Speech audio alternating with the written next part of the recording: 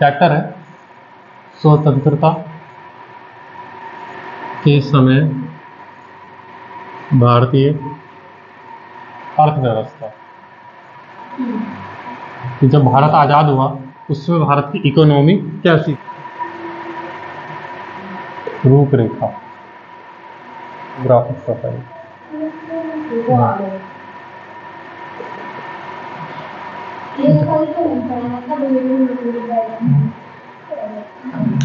उस समय क्या था कि जब भारत आज़ाद हुआ उस समय भारत की क्या लिखा, जनांकीय रूपरेखा, डेमोग्राफिक प्रोफाइल। उस समय भारत की जन्म दर व मृत्यु दर। जब भारत आज़ाद हुआ तो क्या क्या चीज़ें थी भारत के पास। उस समय लोग पैदा भी बहुत ज़्यादा होते थे और मरते भी बहुत ज़्यादा थे। जन्म दर में 48 तथा 40 प्रति हजार था। मतलब कि 1000 बच्चे जो पैदा हो रहे हैं उसमें से 48 लोग मर जाते हैं। और मृत्यु दर भी कि ज़्यादातर लोग 40 उम्र क्रॉस करने से पहले 40 लोग मर जाते हैं। ये कंडीशन थी उस समय कि भाई मृत्यु दर और जन्म दर बहुत ज़्यादा थी। इससे कारण क्या होता है, अगर किसी के यहाँ जल्दी लोग पैदा हो रहे हैं और जल्दी लोग मर जा रहे हैं। देखो मृत्यु दर बहुत ज़्यादा थी और जन्म दर बहुत ज़्यादा थी। अब होता क्या, निर्धनता बहुत होती थी। निर्धनता का मतलब क्या होता था, उस समय गरीबी इस कारण बहुत ज़्यादा होने लगी। भाई जो कमाने वाला है वो बड़ा होते ही मर जा रहा है, जल्दी लोग बूढ़े हो रहे हैं। और हर साल महिलाएं किस में बिजी है, सिर्फ बच्चे पैदा करने में बिजी है। तो क्या योगदान देंगी। तो शिशु मृत्यु दर, इसका मतलब क्या था कि जो छोटे बच्चे पैदा होते थे उसमें पैदा होते ही कितने बच्चे मर जाते थे। उस समय आज़ादी के टाइम की ये कहानी थी कि 1000 में 218 बच्चे जो 1 वर्ष से कम उम्र के, 1 वर्ष से कम उम्र के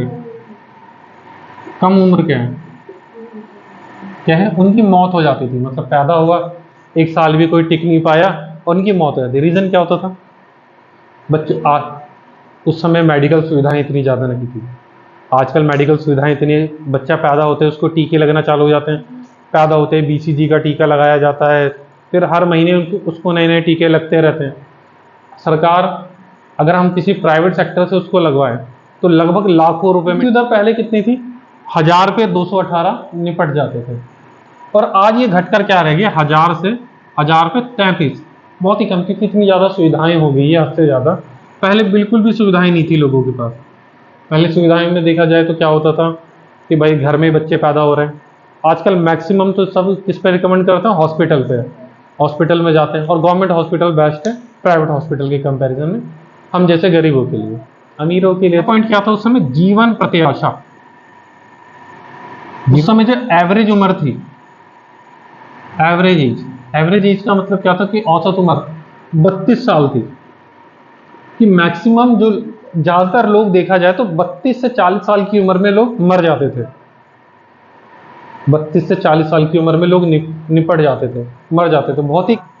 और आज के टाइम पे कितनी हो गई, 60 वर्ष हो गई है। लोग जीते 80 साल, 90 साल, 100 साल। वो तो कंपेयर किया जाता है ना कि, तो जीवन प्रत्याशा पहले बहुत कम थी। अब ये इन सब चीज़ों में सुधार आने का कोई कारण तो होगा क्या, हमारे देश में मेडिकल सुविधाएं बहुत ज़्यादा हो गई है।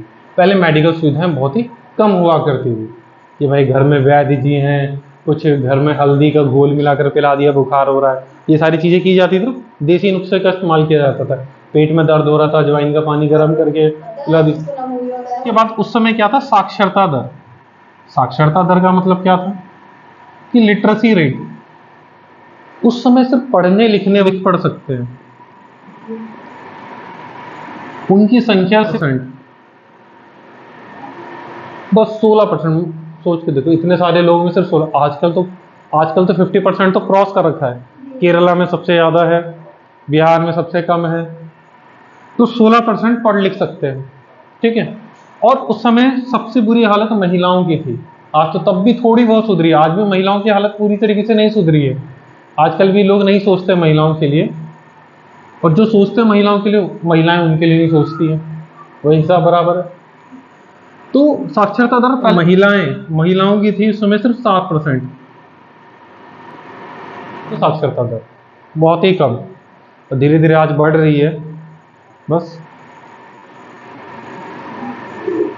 ठीक है, ये थी उस समय साक्षरता दर। तो क्या लिखोगे अगर उस समय कोई आप लोगों से पूछे एग्जाम में कि भाई उस समय की हालत बताओ कि भारत की जनसंख्या की क्या क्या हालत थी, क्या हालत थी? जन्म दर, शिशु मृत्यु दर, जीवन प्रत्याशा और साक्षरता दर, ये 4 पॉइंट है। और इसमें कोई कंफ्यूजन? इसमें सिर्फ आपको यही थोड़े बहुत पॉइंट याद होने चाहिए कि हाँ 218, बस। आखिरी पॉइंट, उस समय व्यावसायिक ढांचा। व्यावसायिक ढांचा का मतलब क्या होता है कि उस समय बिजनेस काम क्या करते हैं, ऑक्यूपेशन जिसे कहते हैं ना, सुना होगा आप लोगों ने, आप लोगों के फॉर्म कोई भरवाते होंगे तो उसमें ऑक्यूपेशन लिखे क्या है, ऑक्यूपेशनल स्ट्रक्चर। लोग उस समय क्या था, व्यवसाय में सबसे ज्यादा बेसिक क्या था, कृषि वाला व्यवसाय का प्रमुख स्रोत। उस समय लोगों के पास क्या काम था, कृषि थी। लोग मैक्सिमम इंडिया की 70% से भी ज्यादा जनसंख्या किस में लगी हुई थी, कृषि में ही लगी हुई थी। भारत में 72.7% लोग कृषि में लगे हुए थे, इतने लोग कृषि में लगे हुए थे। लेकिन जो विकसित देश थे, विकसित देश कौन कौन से थे हमारी नजर में, अमेरिका, और आज भी अमेरिका, ब्रिटेन, जापान, इन दोनों में लगभग, यही बताऊंगा क्या है, अमेरिका ब्रिटेन में लगभग सिर्फ 2% लोग कृषि में लगे थे, सिर्फ 2%। जापान में 12%। तो इससे पता चलता है कि भारत की अर्थव्यवस्था पिछड़ी थी उस समय, भारत की अर्थव्यवस्था पिछड़ी हुई थी। जर्मनी, जर्मन वहां के रहने वाले लोगों को कहा जाता है जर्मन। जैसे भारत में रहने वाले समय जब भारत आजाद हुआ, जो उद्योग थे बिल्कुल नामात्र के थे, मतलब उनका होना ना होना बराबर ही था। 9% ही भाग जो था कृषि में, उद्योगों में था। कि हमारे देश की अगर जनसंख्या देखा जाए, 72% कृषि में लगी हुई थी। फैक्ट्री वगैरह, बड़े बड़ी जो इंडस्ट्री वगैरह, वहां पर काम करने वाले बहुत ही कम लोग थे, 9% लोग थे, क्योंकि उसमें फैक्ट्री वगैरह भी ज़्यादा नहीं थी। लोगों को मेन उस समय फोकस था कि लोगों का अपना पेट भर जाए, बेटी की शादी हो जाए, बस समाज में इज्जत हो जाए, एक मकान हो जाए, बस ये, इससे ज़्यादा कुछ नहीं। आज ही तो होता है कि मेरे इंस्टाग्राम पे इतने ज़्यादा फॉलोअर हो जाए, व्हाट्सएप पे मेरे इतने ज़्यादा लोग स्टेटस, लोग किस में लगे हुए रहते थे हमारे, कृषि, किसमें, उद्योगों में। अमेरिका आगे क्यों बढ़ा, उसमें 32% लोग उद्योगों में लगे रहते थे, नई नई कंपनियां खोलने में लगे हुए थे, नई नई इंडस्ट्री बनाते थे, नए नए डेवलपमेंट पर काम करते थे। इंग्लैंड में 42% और जापान 39%। जापान में सोचो उस समय हिरोशिमा नागासाकी, उस पर परमाणु बम गिर गया था, तब भी 39% लोग लगे हुए थे काम में। भारत में क्या हुआ, औपनिवेशिक काल जब आया तो अंग्रेजों ने हमें इतना लूटा अपने दोहन के लिए, हम लोगों में अकल नाम की बहुत ही कम चीज थी। जब कोई विदेशी शक्ति हमारे देश में कब्जा करके और अपने हित के लिए हमारे देश के आर्थिक स्रोतों का दोहन करती है, याद है पहले ही तक कृषि में ना मात्र 50% के आसपास, अभी भी कम है, ज्यादा तो लोग ना मात्र परिवर्तन।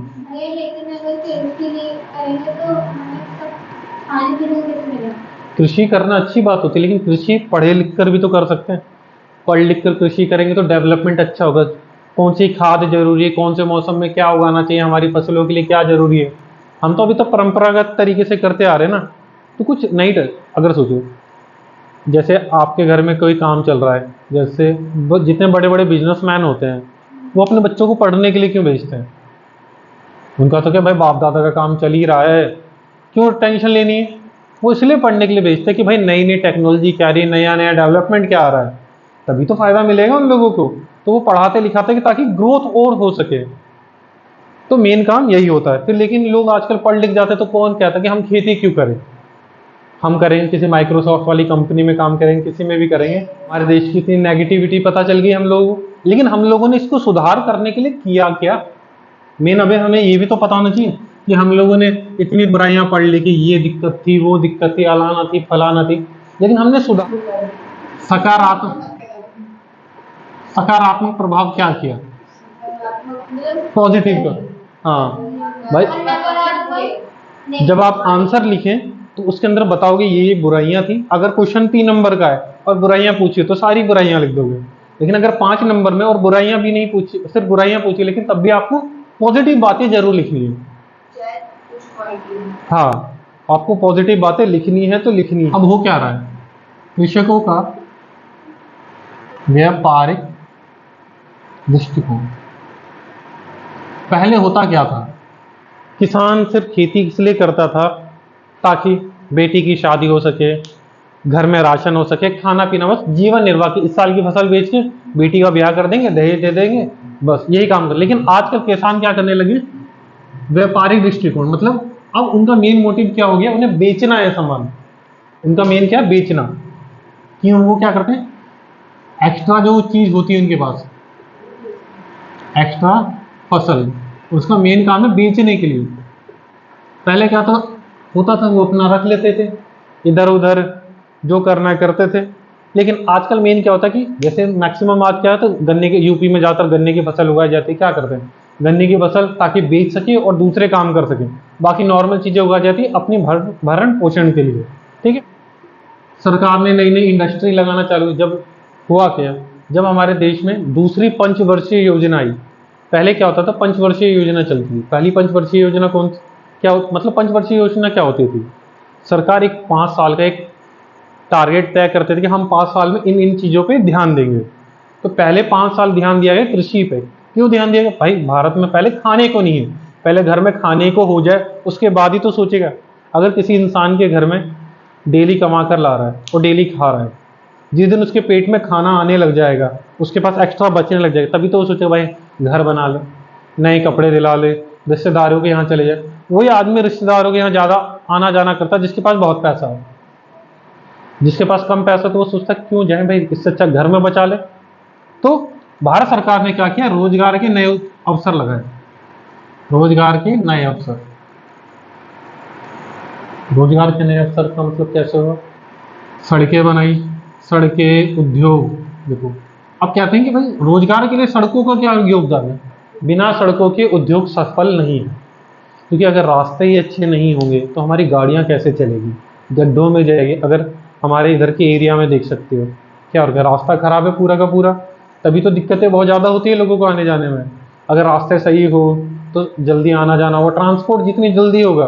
सरकार इतने हाईवे क्यों बनाती है, हाईवे बनाने का मेन रीज़न ये है कि एक स्टेट से दूसरे स्टेट में जितनी जल्दी सामान पहुंचेगा उतनी जल्दी क्या होगा, सबके पास काम होगा। धीरे के बाद सरकार ने क्या किया, अकाल पर नियंत्रण।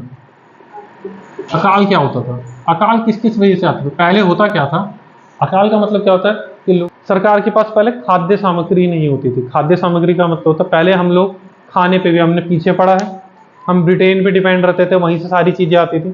सरकार ने खाद्य भंडार पे ध्यान दिया, भंडारण, कृषि पे ध्यान दिया। अब किया क्या सरकार ने, सरकार ने बांध बनाया, बांध वगैरह बना। बांध क्यों बनाया जाता है, बांध से इलेक्ट्रिसिटी बने और उसके बाद उसके पास से छोटी सी नहर निकाल दी जाए, जहां पानी की कमी है उन राज्यों में पानी पहुंचाया जाए।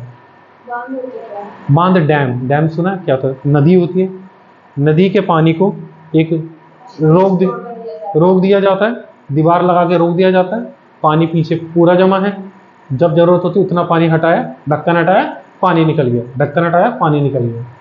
ठीक है, जैसे फिल्मों वगैरह में देखा डैम वगैरह। ठीक है, अकाल पे नियंत्रण, जैसे सूखा, सूखा किस वजह से पड़ता था भाई, मौसम, हमारी कृषि मौसम पे डिपेंड थी। लेकिन सरकार ने क्या किया, मौसम के हिसाब से कि भाई कुछ इलाकों में तो मौसम पे डिपेंड है, लेकिन जहां हम सुविधा कर सकते हैं वहां बांध लगा के छोटी छोटी नहरें बना दी। जैसे इंदिरा गांधी नहर है राजस्थान में जो बहती है, जो पंजाब वगैरह में पानी सप्लाई करती है, उससे क्या होता है पंजाब राजस्थान में, जिससे वहां पर खेती हो पाती है, इंदिरा गांधी ने। तो सरकार ने क्या किया, अकाल पे तो खाना स्टोर करने की जगह बनाई गई। ठीक है, उसके बाद कृषि पे सुधार किया गया और बांध वगैरह बनाए गए, जिससे हमारे देश के अकाल पे नियंत्रण होना चालू हो गया। विनिमय की मौद्रिक प्रणाली,